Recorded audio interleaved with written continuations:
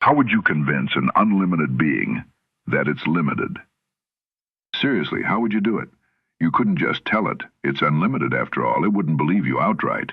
No, you'd need to be clever. You'd have to plant seeds slowly. First, you'd distract it, dull its senses, bombard it with noise. You'd show it examples not of what it could be, but of what it shouldn't try to become. You'd laugh when it aimed high, scoff when it reached. And then you'd reward it just enough when it shrunk to size. That's how you'd do it. You'd surround it with others who already forgot, others who settled. You'd call that safety, normalcy, maturity. You'd make belief in limitation a virtue and dreaming big a reckless act of naivety. You'd redefine reality as a narrow hallway with low ceilings and flickering lights. And any time his being tried to peek outside the door, you'd whisper something like, "Be realistic," or better yet, "Who do you think you are?" A long pause. Eventually, you wouldn't have to convince it anymore. It would do it for you. And that's the trick, isn't it? Because that unlimited being is you and me. It's us. Somewhere along the way, you, born full of fire and wonder, were handed a script you didn't write. You were told who you are, what's possible, and how high you're allowed to reach. And here's the wildest part. The ceiling above you, it was never made of glass or steel. It was made of thought. In this video, we're going to take a hard look at that ceiling, not to admire it, but to break through it. We'll explore how a limitless creature came to believe in limits, and more importantly, how to snap out of the trance. If you ever felt like there's more to you than what you've been told, you're right. If you've ever wondered why you feel stuck even though you were born to move mountains, keep watching, because your power, it's not gone. It's just been sleeping, and by the time we're done, it's going to wake up. But before that happens, before the rope snaps, before the sky opens, you need to see the trap for what it really is, because chances are you felt it already. That invisible ceiling pressing down on your life, not hard enough to break you, but just enough to make you question if it's worth reaching. You push forward, try to rise, try to stretch into a bigger version of yourself, and there it is again, subtle, predictable, familiar. You tell yourself it's bad timing and not the right idea, or maybe you're just not the kind of person who gets that far. You hustle, you grind, you save motivational reels that you never watch. You read the first 3 chapters of books with titles like Unstoppable, Limitless, The Power of You, but somehow the engine keeps stalling. Why? Because the ceiling isn't made of metal or concrete. It's made of thoughts. And they don't scream, they whisper. Limiting beliefs don't show up with warning labels. They show up disguised as your own voice. I'm not ready. I've always been this way. People like me don't succeed. Or the greatest hit of them all, maybe this is just who I am. And once that idea takes root, it grows like ivy, wrapping around every dream, choking out ambition, turning hope into hesitation. Here's the kicker. You weren't born with this ceiling. You learned it. Somewhere between playground insults and adult expectations, between media noise and broken attempts, you started to believe you needed permission. That your potential had a price, that you weren't tall enough for the ride. You became the grown elephant tied to a child's rope, massive, powerful, standing still. And like most people, you probably never even tugged at it, but that's going to change. Because if the ceiling isn't real, if the rope is a lie, then what else have you believed that never belonged to you? What else have you accepted as reality that's ready to be rewritten? To do that, we need to go back, not to dwell, but to understand. Because the moment you believe the ceiling is real, the rope is real, the doubt is real, that's the moment the lie became yours. And if we can trace the lie, we can uproot it. You see, no one's born with beliefs, not one. A newborn doesn't enter the world worrying about failure, rejection, or whether they're too much. A baby doesn't hesitate to cry, to laugh, to want. That's freedom, pure, unfiltered being. So what happened? At some point, you were taught.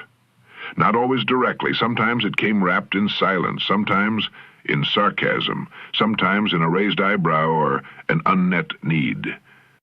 But over time, your limitless nature got whittled down. Not by truth, but by repetition. Every time someone told you to be realistic, every time someone else's fear disguised itself as advice, every time a teacher marked your imagination as off-topic, every time the world rewarded your obedience but ignored your brilliance, the rope tightened. You began learning to sit still when you wanted to dance, to apologize for your enthusiasm, to doubt your own instincts. And what do repeated experiences form? Memory. Emotionally charged memory, if strong enough, wires your brain like circuitry. The stronger the emotion, the deeper the groove. And soon the story becomes subconscious, habit, identity. This is what Dr. Joe Dispenza calls the habit of you, a set of memorized thoughts, feelings, and behaviors. Not who you are, but who you've rehearsed being. Your biology, your brain, even your sense of self begins to orbit the past. The same old thoughts spark the same old emotions, the same emotions cue the same behaviors, and a loop spins until it feels like fate. But it's not fate. It's just programming, which means it can be rewritten. You didn't choose the program, but you do get to choose whether it runs today. Because if you're living life on repeat, stuck in cycles you didn't design, then it's time we crack open the loop and ask the question no one ever taught you to ask. Who put this rope here? And what happens when I stop agreeing with it? So who put the rope there? Sometimes it was a parent, a teacher, a moment, a memory. But more often than not, it wasn't just who, it was how. Because here's the strange truth about being human. We don't just think our limitations, we feel them. And when a feeling is strong enough, long enough, it leaves a mark, not just in the mind, but in the body. The stress, the doubt, the shame, it isn't just a passing thought, it becomes your operating system. Your body starts to memorize how to be you, not consciously, but biologically. You wake up in the morning and immediately remember what's wrong, what's missing, what you didn't do yesterday, what you fear might happen tomorrow. The brain kicks on the stress chemicals, the body feels the fear, and now your state of being is already set by the past. As Dr. Joe Dispenza explains, the body becomes the mind. That is, you're unconscious. Your body starts thinking for you, not in words, but in cravings, in feelings, in emotional inertia. You want to be bold, but the body's addicted to hesitation. You want to be free, but the body craves the familiar chains. And so even when your conscious mind says, I want more, the program says, not today. Here's the kicker. This isn't metaphor. It's measurable. Your brain, your neurochemistry, your emotional patterns, they loop like a software program. And 95% of it, it's happening below awareness. But here's where things get exciting. If thoughts can make you sick, then thoughts can also make you well. If emotions can wire you into fear, then new emotions can wire you into freedom. This isn't wishful thinking. It's neuroplasticity. It's epigenetics. It's the power to recondition your biology by thought alone. And here's the open question, the one your body is waiting for you to ask. If your nervous system can be addicted to stress, guilt, self-pity, then what happens when it becomes addicted to peace? What happens when you rewire not just how you think, but how you feel being you? Not the old you, the new one, the one you've been glimpsing in your quietest, most honest moments, the one waiting on the other side of the next decision. So let's say you glimpse that new version of you. You feel it for a moment, free, clear, empowered, but then you wake up the next day and it's like nothing ever changed. You reach for your phone, check the same apps, feel the same pressure, respond to the same reactions. It's deja vu, but on a soul level. Why? Because your brain is a loop machine. It's not trying to sabotage you. It's trying to protect you. Predictability feels safe. Familiarity feels true. So your brain replays what it knows. Thoughts, feelings, behaviors over and over again. Thought, feeling, action, identity, reality. That's the cycle. You think, I'm not ready. That thought makes you feel nervous. That feeling makes you hesitate. That hesitation becomes a habit, and soon that habit becomes who you think you are. Now your mind isn't just repeating a belief. It's scripting your life. Your external world becomes a mirror, reflecting the internal loop. And here's the trap. The loop feels true. That's what makes it dangerous. Because the brain doesn't care if the belief is empowering or destructive, just that it's familiar. So it reinforces what you already expect. What you expect, you create. What you create, you experience. What you experience, you believe. And round you go. So ask yourself this. Are you living life or simply reliving it? Are you consciously building your reality or sleepwalking through a rerun of last year's insecurities, last month's excuses, last week's fears?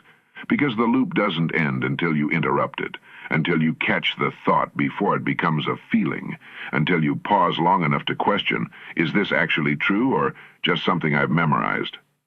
Your beliefs aren't fixed. They're patterns, reinforced through repetition, wrapped in emotion, sealed with time. But if you can rehearse limitation, you can rehearse liberation. So what happens when you consciously introduce a new thought, a better one, a belief that isn't borrowed from your past, but designed for your future? Don't answer just yet, because what we're about to uncover isn't just mental, it's magnetic. So you've caught the loop. You started to notice the cycle, the thoughts, the feelings, the repeated outcomes. You've even dared to imagine something different. And then, you hit a wall. You feel resistance, doubt, restlessness, maybe even guilt, maybe even shame. You are ready to change, but now it feels like the ground is shaking beneath you, and every cell in your body seems to whisper, let's just go back. Let's go back to what we know. This is the moment most people quit. They interpret the discomfort as failure. But what if it's the opposite? What if the pain of change is not a sign something's wrong, but that something is finally moving? See, stepping into the unknown doesn't just stretch you mentally, it unsettles you chemically. Because your body has memorized your emotions. It knows guilt, it knows fear, it knows not good enough, like a well-worn song. And when you stop playing that track, the body panics, not because you're in danger, but because you're off script. It's 10 a.m. Where's your usual anxiety? It's Tuesday. Why haven't you judged yourself yet? Like a dog missing its leash, your biology gets fidgety. It pulls, it protests, it wants the old you back. Not because that version was better, but because it was predictable. And so begins the inner tug-of-war. One part of you steps forward, the other screams, this isn't who we are. But here's what no one tells you. That conflict is progress. That friction, discomfort, it means you've interrupted the program. You've pulled energy out of the past, and now you're reclaiming it. Every moment you resist the urge to return to old emotional patterns, you're taking your power back from decades of subconscious agreement. So here's the question, one you've likely never considered. What if the hardest part of change is actually proof that it's working? Because the storm isn't a sign to stop, it's a sign you've left the harbor. And the discomfort, that's just your old self taking its last breath. The old self is unraveling, the loop is exposed, and discomfort is rising like steam off a long, dormant engine finally beginning to move. So now what? Now you watch. You step back, not to escape, but to observe, because the moment you can see the thought without becoming it, you are no longer its prisoner. This is the gift of metacognition, the ability to think about your thinking, to look at your inner narrative and say, ah, there it is again. Not with shame, not with judgment, with awareness. And awareness, my friend, is power. The average person has 60 to 70,000 thoughts a day, and over 90% are the same as yesterday. Most of them slip through like shadows, unquestioned. But when you become the watcher, you install a gatekeeper. You start noticing that voice isn't me, that belief isn't truth, that fear isn't fact. And every time you watch a thought rise and choose not to follow it, you weaken the old wiring. This is why meditation matters, not as a mystical escape, but as a practical tool. It's not about emptying the mind. It's about stepping outside of it, watching it, learning its tricks, and for once, not taking the bait. You sit, you breathe, and your mind says, this is stupid. You nod, and you breathe anyway. Your body says, we should check our phone, we should worry. You smile, and you breathe again. That right there is the rep. That's the workout. Each quiet breath, each ignored impulse is a subtle revolution, a signal to your biology that a new self is at the wheel. And as you practice metacognition, not just on the mat but in life, you begin to audit your reactions in real time. You spot the moment before the snap, the shame, the shutdown. You notice the rope before it coils. And here's where it gets interesting. Because once you're watching your thoughts, once you're no longer merged with your old mind, you're not just freeing yourself from a past, you're stepping into someone new. So ask yourself, when you become the watcher, who do you become? You probably heard it said the past is over, but is it? Because if you're still thinking about it, still feeling it, still reacting from it, then it's not just a memory, it's your manual, and that's the trap. Most people don't just remember their past, they rehearse it over and over, scene by scene, emotion by emotion, not consciously, not dramatically, but subtly, through habits, through assumptions, through low-grade stories whispered beneath everyday choices. I always mess this up. People like me don't get ahead. This is just how I've always been. Sound familiar? Those aren't facts, they're scripts.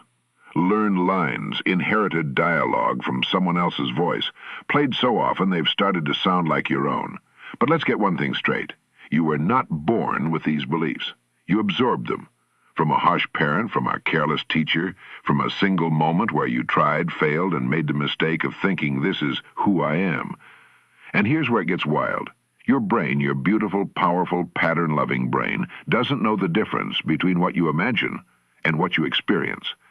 So every time you replay that painful memory, every time you relive that failure, that heartbreak, that humiliation, your brain fires the same neural circuits. Your body releases the same chemicals. You feel the same emotions. And now your past is no longer behind you. It's running you. So how do you break the cycle? You stop feeding it. You stop worshiping the old story like it's sacred. You stop treating your pain like an heirloom. And you realize something that might shock you. You can rehearse your future just as vividly. You can imagine success. You can feel confidence. You can wire gratitude, joy, abundance before a single thing changes on the outside. Because the brain doesn't care when it happens. It just believes what you repeat. So tell me, what if your future could be more real than your past? What if your body could memorize hope? What if your nervous system could start expecting miracles? Wouldn't that be worth rehearsing?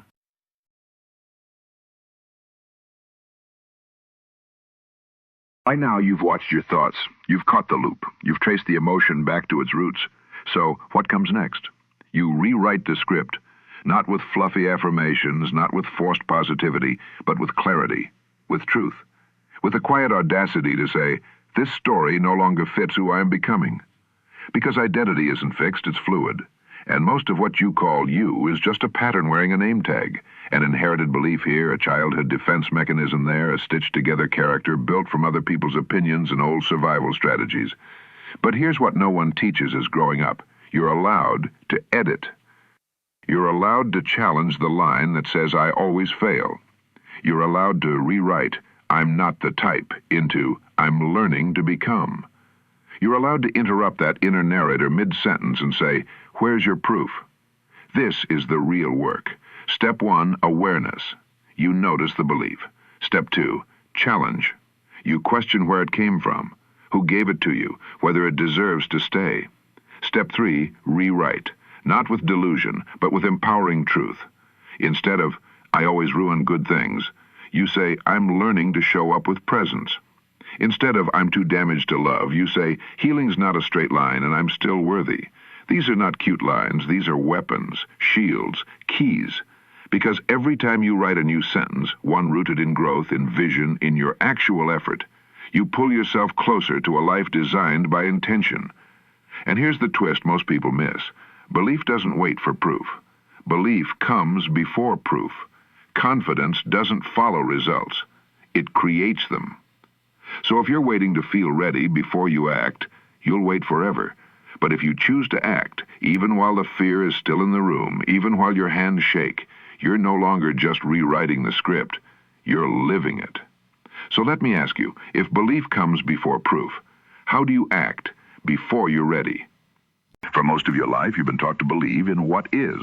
See it, then believe it. Get the job, then feel worthy. Fall in love, then feel lovable. Hit the goal, then feel successful. This is the old model, the Newtonian model, cause and effect.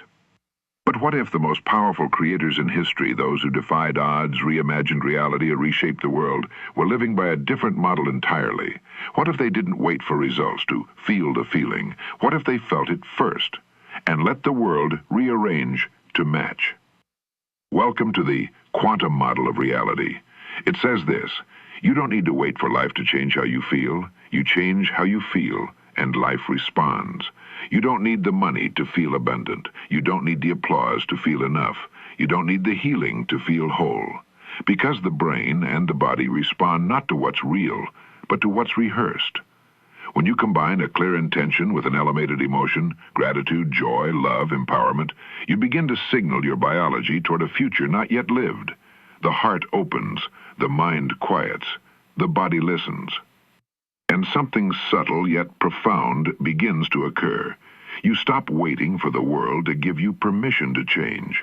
You start broadcasting a new frequency, one that no longer pulls from the past, but pulls toward a future.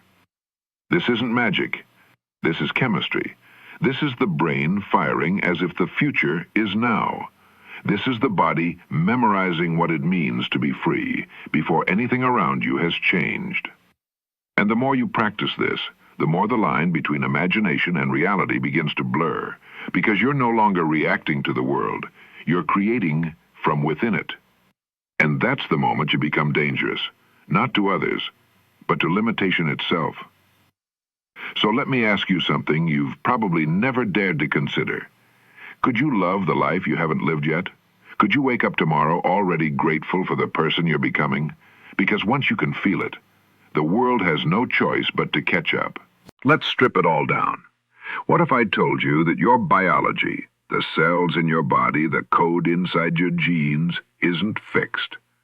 What if who you are at the deepest physical level isn't something you inherit, but something you signal? Enter the world of epigenetics. Epi means above.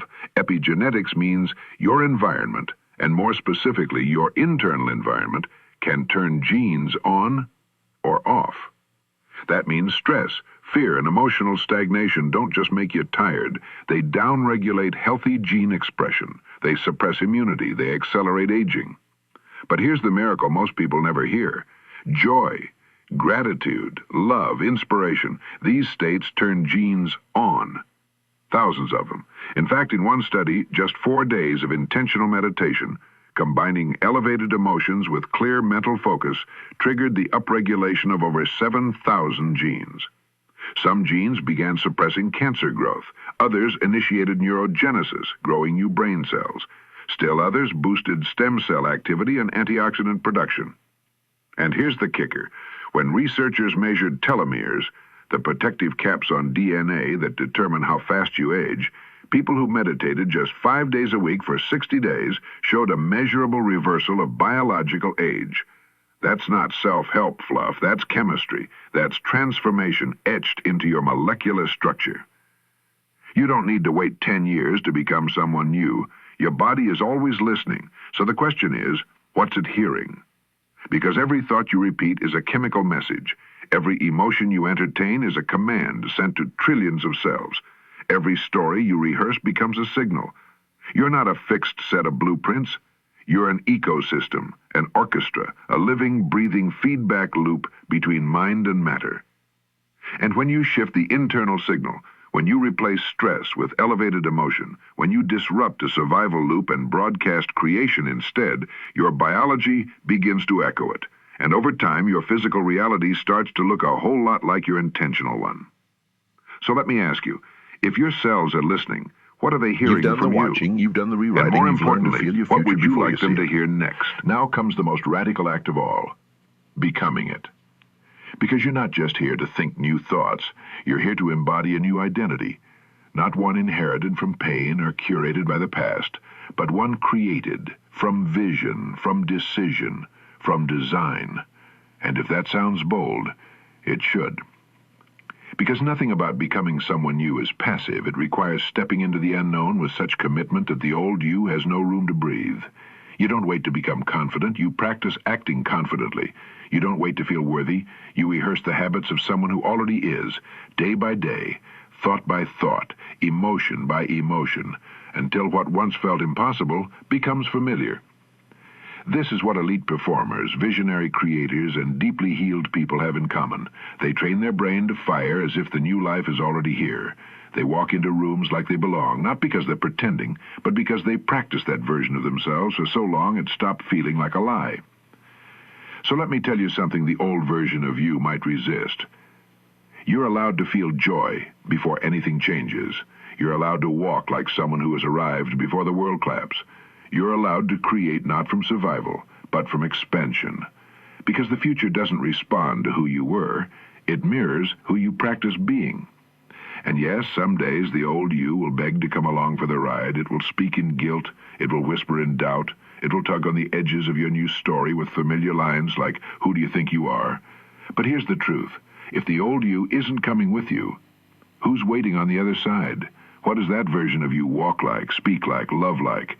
Because the more you visit that future self, the more it visits you, until one day you look in the mirror and realize the future has already arrived. So here we are. After all the patterns, the stories, the invisible scripts, and inherited beliefs, we arrive at the only truth that's ever really mattered. You hold the pen now. Not your past, not your trauma, not your parents, your failures, or your high school GPA. You. And maybe that realization terrifies you just a little because it means the story is yours to shape. But let me offer you this. It also means the ending is yours to write. See, some people will live their entire lives waiting for something external to change before they believe they're allowed to begin again. They'll wait for the debt to disappear, the apology to arrive, the weight to drop, the calendar to reset. But your new life doesn't start when things get better. It starts when you believe it can, right now, in this moment. Not because it's perfect, but because you're possible. And no, you're not too late, you're not too damaged, too inconsistent, or too far gone. You are not behind, you are precisely where your power lives, the present. And from here, you don't have to carry the weight of old sentences written by other people's pain. You can drop the pen they held and pick up your own. You can create a new tone, a new tempo, a new chapter, one written not in fear, but in vision.